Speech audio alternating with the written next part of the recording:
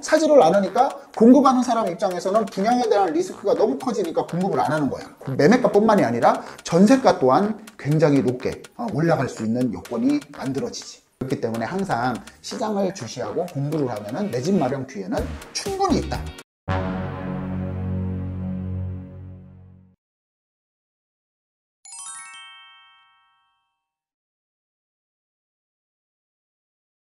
지금 시공사들이 공사를 포기하고 수주를 포기하는 이유는 뭐 특별한 게 없어. 그냥 원자재 가격이 너무 올라서 공사비가 너무 올라서 조합원들하고 협의가 잘 안 돼.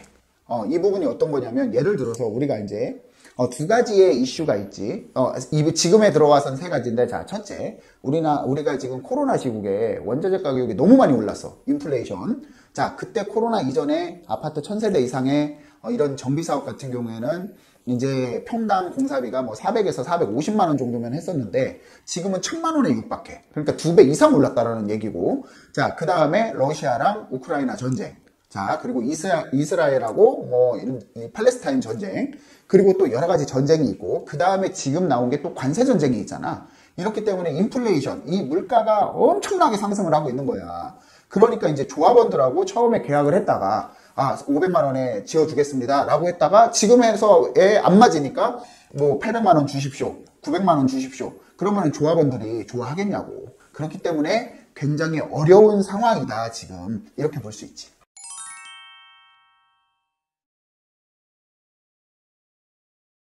이거는 사실 원자재 가격의 문제도 있지만 정부 정책에 대한 문제가 훨씬 더 컸어. 어떤 거냐면 전세 사기 때문에 이제 프레임을 많이 씌웠단 말이야. 그리고 우리가 어땠어? 문재인 전 대통령 시절에는 서울시 25개구 전체가 다 조정대상 구역이었고 투기과열지구였어. 이러다 보니까 여기서 주택을 살려면은 2주택은 취득세가 8%, 3주택은 12%였단 말이지. 이런 징벌적 과세가 너희들은 투기꾼이다 라는 이런 징벌적 과세가 컸기 때문에 빌라 3, 4억짜리 사는데, 비주거용 같은 경우 3, 4억짜리 사는데 12%를 먼저 낸다? 12%를 올라갈지도 모르는데, 그러니까 어떻게 돼? 사지를 않겠지. 사지를 않으니까 공급하는 사람 입장에서는 분양에 대한 리스크가 너무 커지니까 공급을 안 하는 거야. 또 전세 사기 때문에 내가 분양을 안 되면은 전세라도 났는데 이 전세도 안 들어와. 그러다 보니까 이 공급자, 이제 매수자가 매수를 안 하니까 공급하는 사람 입장에선 공급도 안 하고. 그러니까 이게 어떻게 됐냐면 2020년, 21년도에 비해서 2022년도에 10분의, 30%, 70% 정도 공급이 줄었어. 그러니까 10채 공급했다면 3채밖에 공급을 안 해. 자, 근데 2023년도, 4년도에 어떻게 됐어? 그 3채밖에 공급 안 해도 이것도 줄어들었는데도 불구하고 어떻게 됐냐면 여기서 또 10분의 1 토막이 났어. 그러니까 결과적으로 4, 5년 전에 비해서 지금 공급은 뭐 거의 뭐 한 5% 정도밖에 공급이 안 된다라고 보면 될 것 같아.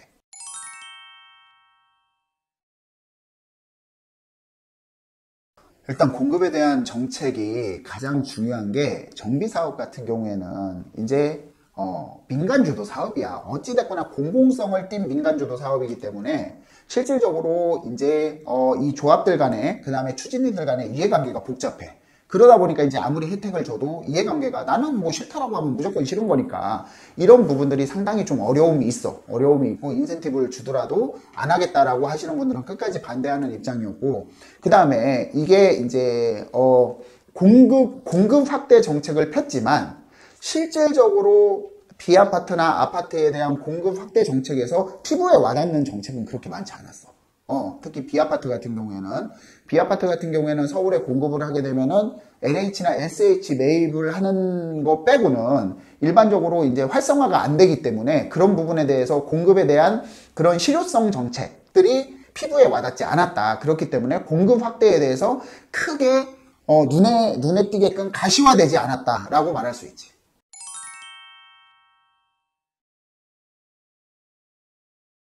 엄청난 영향이 있지. 지금 대규모 전세 시장이 있었던 게 이제 둔촌중앙 아파트, 올림픽 파크 포레온 아파트 12,000세대, 만세대가 넘는 공급이 마지막으로 이루어지고 서울에 이렇다 할 공급 물량이 없어 지금. 그러면은 전세에 대한 신규 공급 물량은 오로지 신축액밖에 없는데, 이런 공급 물량이 줄어드는 것은 뭐냐면 전세가 상승.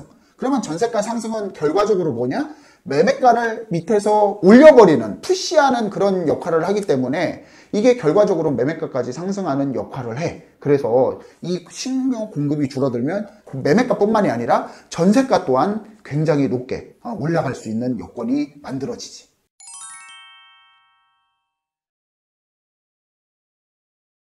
자, 경기가 어려울수록 서울 수도권에 밀집되는 지방에 사는 분들이 직장 일자리를 찾아서 서울에 이제 올라오는, 서울 수도권으로 인구 밀집이 되는 게 점점 더 빨라져. 이거는 뭐 돌이킬 수 없는 현실이야. 그런데 이제 2030 세대들이 이제 집값이 너무 비싸다 보니까 집을 포기하거나 이런 경우가 많은데, 요즘에 SNS들이 이제 워낙에 이제 호화 생활하는 것들만 많이, 지금은 그래도 경기가 어려우니까 많이 줄었지만, 뭐 20, 30대들이 골프 치고 테니스 치고 좋은데 여행 가고 호텔 가가지고 뭐 올리고 이런 것들이 많았잖아. 근데 실질적으로 그렇게 삶이 그렇게 막 여유 있는 사람들이 많지 않아. 그러니까 2030 세대도 누구나 결혼하고 싶고 누구나 이제 가정을 꾸리고 싶지만 실질적으로 아파트 가격이 모두 다 강남만 쳐다보고 강남 인근만 쳐다보니까 서울의 아파트 가격이 지금 15억대야. 15억대 평균. 국민주택 규모가 85제곱미터가 15억대란 말이지, 평균이. 이게 가능키나 한 일이냐고. 그렇기 때문에 옛날로 좀 돌아갈 필요가 있어. 나만 내가 소외됐다 생각하지 말고, 처음에 이제 만약에 투자의 개념보다는 이제 거주를 하면서 조금씩 점프해 나가는. 그러니까 빌라로 시작하시는 분들도 굉장히 많아. 아파트만 시작하는 게 아니라. 그렇기 때문에 내 집 마련 기회가, 자, 빌라로 시작해서 좀 더 넓은 빌라, 그 다음에 아파트, 소형 아파트, 그 다음에 중형 아파트, 이렇게 가거든? 그러니까 이제 그런 과정도 있지만, 오히려 또 보면은 경기도 외곽에서, 또 경기도 조금 더 안쪽으로 들어와서 서울로 진입을 해가지고, 서울 하급지에서 서울 중급지로 갈아타고, 이런 부분도 충분히 가능하단 말이지. 그렇기 때문에 이게 좀 공부를 하고 자신감을 갖고 하면은, 직접 부딪히면은 분명히 내 집 마련 기회에 방법이 있어. 근데 이제 무턱대고 집값이 뭐 방송에서 15억이다, 뭐 30억이다, 70억에 거래된대. 이러니까 이번 생에 나 집은 글렀어. 이런단 말이지. 이건 잘못된 선택이야. 그렇기 때문에 항상 시장을 주시하고 공부를 하면은 내 집 마련 기회는 충분히 있다. 할 수 있다. 이렇게 말하고 싶어.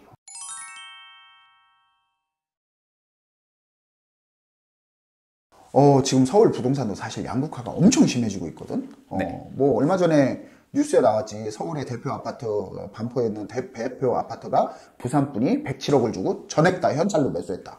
서울에서도 양극화가 엄청 심해지고 있어. 근데 나는 이게 서울에서 양극화가 심해지고 있지만 서울 외곽 지역이 지금 가격이 안 올랐거든? 많이 안 올랐어. 그러면은 난 그 지역의 기회라고 봐.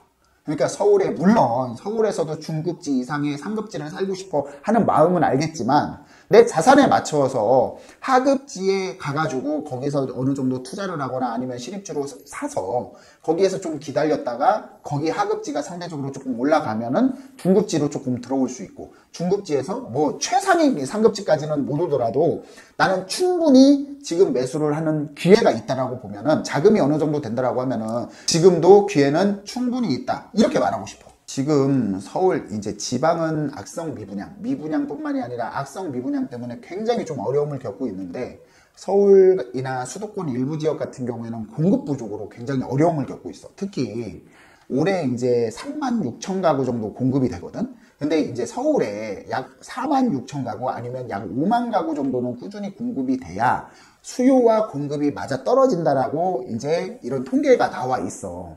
하지만 이게 문제는 뭐냐면, 지금 올해는 36,000 가구지만 내년에는 정말 심각하게 공급이 줄어들어. 10,000세대 정도 이렇게 줄고, 그 다음에 2027년에는 한 15,000세대 정도로 줄고, 그 다음에는 계속 드라마틱하게 엄청나게 공급이 주는데, 자, 이게 1, 2년의 문제가 아니란 말이지. 자, 공급이 인플레이션이 한번 오면은 물가가 올랐어. 그러면은 물가가 떨어지긴 쉽지 않거든. 이게 떨어지긴 쉽지 않아. 자, 우리가 물가 상승률이 6%대, 5%대, 6%였다가 2%대라고 해서 이게 떨어지는 게 아니야. 만약에 500원 하던 게 1,000원으로 갔어. 1,000원으로 갔는데 이게 700~800원으로 떨어지는 게 아니라 한 번에 이제 1,100원, 1,200원 이렇게 상승폭이 둔화될 뿐이지 떨어지는 건 아니거든. 그러면 지금까지 공급이 이렇게 어려움을 겪었는데 앞으로도 공급이 더 나아질 상황은 아니라는 거지. 자, 그러면은 앞으로 공급이 점점 더 줄어들게 되면은 이거는 답은 나와 있는 거야. 그렇기 때문에 내가 아까 말한 것처럼 꼭 중급지 이상 아니면 상급지 여기를 보지 말고